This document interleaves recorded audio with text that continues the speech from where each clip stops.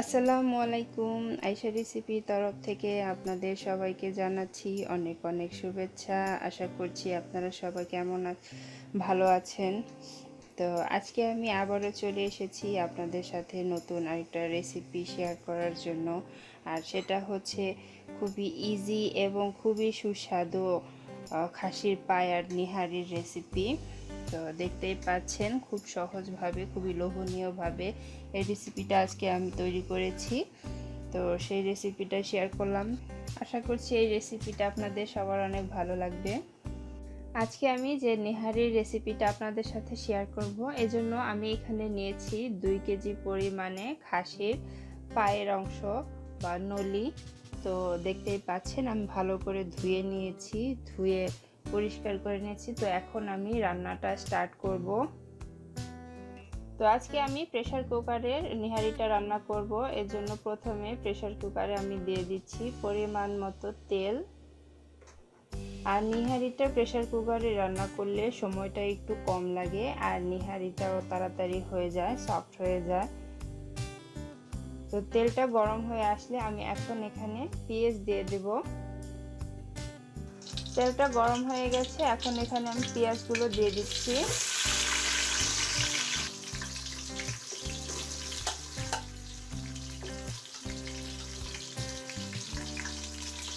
পেঁয়াজগুলো এখানে দিয়ে দিয়েছি। এখন পেঁয়াজগুলোকে আমি হালকা ভেজে নিচ্ছি। তো দেখতেই পাচ্ছেন পেঁয়াজগুলো আমি ভেজে নিচ্ছি, আর এই পেঁয়াজগুলো আমি বেশি ভাজবো না। তো এখন এখানে দিয়ে দিচ্ছি কাঁচামরিচ। আমি এখানে কয়েকটা বেশি কাঁচামরিচ দিইনি, অল্প কাঁচামরিচ দিয়েছি, কারণ নেহারিতে বেশি ঝাল হলে নেহারির টেস্ট ভালো লাগে না। এজন্য অল্প কাঁচামরিচ দিয়ে আমি নেহারিটা রান্না করব। তো এখন এখানে আমি দিয়ে দিচ্ছি আদা রসুনের পেস্ট। আমি এখানে 2 টেবিল চামচ পরিমাণে আদা রসুনের পেস্ট দিয়ে দিলাম।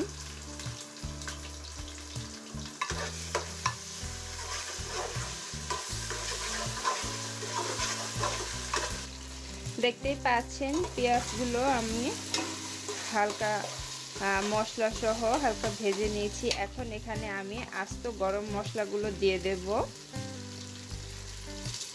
তো এখানে আমি এলাচ, দারচিনি, লং, তেজপাতা সব কিছু নিয়েছি। সব কিছুই আস্ত এখানে দিয়ে আমি সব পেঁয়াজের সাথে ভালো করে মিক্স করে নেড়ে নিচ্ছি। তো এখন আমি একটা বাটির মধ্যে সব গুঁড়া মশলাগুলো একসাথে মিক্স করে নেব। তো প্রথমে দেখতে পাচ্ছেন আমি এখানে 1 টেবিল চামচ লাল মরিচের গুঁড়া নিয়েছি।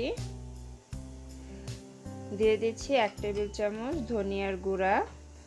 এখন দিয়ে দিচ্ছি 1 টেবিল চামচ জিরার গুঁড়া, আধা টেবিল চামচ হলুদের গুঁড়া, দিয়ে দিচ্ছি 1 টেবিল চামচ মিক্স মশলা, সর্বশেষ দিয়ে দিচ্ছি নিহারির মশলা। এখানে আমি 1 টেবিল চামচ। তো এখন এই সব মশলাগুলোকে আমি হালকা পানি দিয়ে মিক্স করে নেব। তো এখন এখানে আমি পানি দিয়ে দিচ্ছি। পানিটা দেওয়ার পর এই মশলাটাকে আমি ভালো করে মিক্স করে নেব।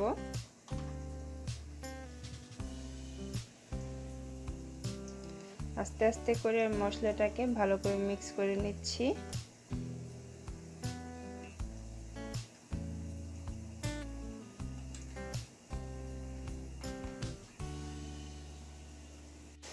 দেখতেই পাচ্ছেন পেঁয়াজ মরিচগুলো ভুনা হয়ে গেছে। এখন এখানে আমি মাংসগুলো দিয়ে দেব।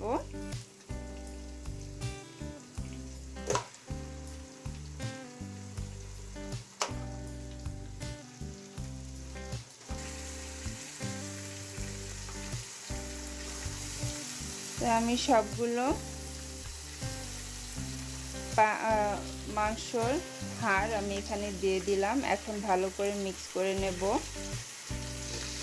সবগুলো পায়া অথবা নলি আমি এখানে দিয়ে দিয়েছি। এখন আমি সব কিছু ভালো করে মিক্স করে নিচ্ছি মশলার সাথে।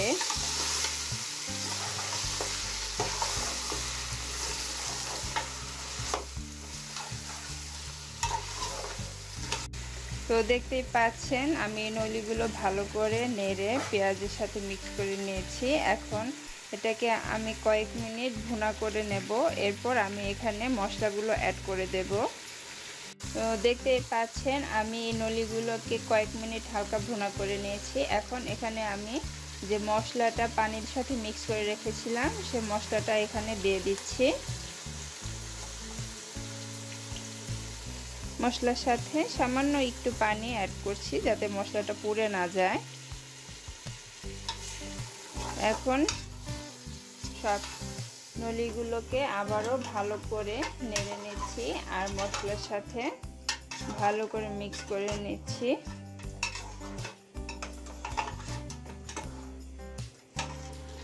তো দেখতেই পাচ্ছেন নলিগুলো অনেক সুন্দর ভুনা হচ্ছে।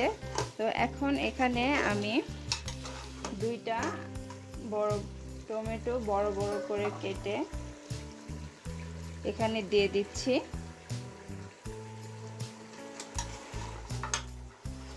এই নলিটাকে আমি এখন 5-6 মিনিট ভালো মতো ভুনা করে এরপর এখানে আমি পানি দিয়ে দেব। ফিরে আসলাম 5 মিনিট পর। দেখতেই পাচ্ছেন আমি নলিগুলো ভুনা করে নিয়েছি, দেখতেই পাচ্ছেন। এখন এখানে আমি পানি দিয়ে দেব, আর পানিটা অবশ্যই গরম পানি দিতে হবে, এখানে ঠান্ডা পানি দেওয়া যাবে না। তো এখন এখানে আমি দিয়ে দিচ্ছি 2 লিটার পরিমাণে গরম পানি, কারণ নলির মধ্যে ঝোলটা অনেক বেশি রাখতে হয়। তো এখন পানিটা দেওয়ার পর আবারও সব কিছু আমি ভালো করে নেড়ে নিচ্ছি।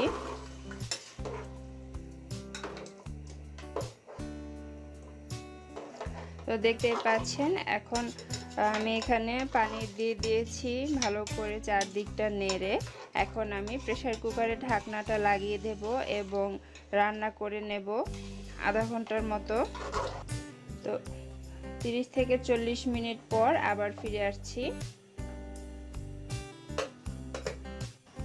ফিরে আসলাম 40 মিনিট পর। দেখতেই পাচ্ছেন নিহারিটা একদম রান্না হয়ে গেছে। আমি এখন চুলাটা অফ করে দিয়েছি। দেখতেই পাচ্ছেন মাশাআল্লাহ দেখতে খুবই সুন্দর, আর তো নিহারিটা একদম রেডি হয়ে গেছে। তো দেখতেই পাচ্ছেন মাশাআল্লাহ দেখতে খুবই সুন্দর হয়েছে আর অনেক সুন্দর স্মেল আসছে। দেখতেই পাচ্ছেন মাংসগুলো একদম সফট হয়ে গেছে নিহারির হাড়ে থেকে। তো নিহারিটা একদম রেডি। তো আমি এখন নিহারিটাকে বেড়ে নেব। তৈরি হয়ে গেছে খাসির পায়ার নিহারি, দেখতেই পাচ্ছেন খুবই সুন্দর আর খেতেও খুবই মজার একটা নিহারি আজকে আমরা রান্না করেছি। তো সেই ভিডিওটা আর রেসিপিটাই আপনাদের সাথে আমি শেয়ার করেছি। খুব সহজভাবে অল্প সময়ে ঝটপট এই নিহারিটা রান্না করেছি, রেসিপিটাও আপনাদের সাথে শেয়ার করলাম। তো কার কার আমার এই নিহারির রেসিপিটা ভালো লেগেছে অবশ্যই আমাকে কমেন্টস করে জানাতে ভুলবেন না। সেই সাথে আমার ভিডিওতে একটা লাইক শেয়ার করবেন। সাথে ভিডিও শুরু থেকে শেষ পর্যন্ত সাথে থাকার জন্য ধন্যবাদ সবাইকে। আল্লাহ হাফেজ।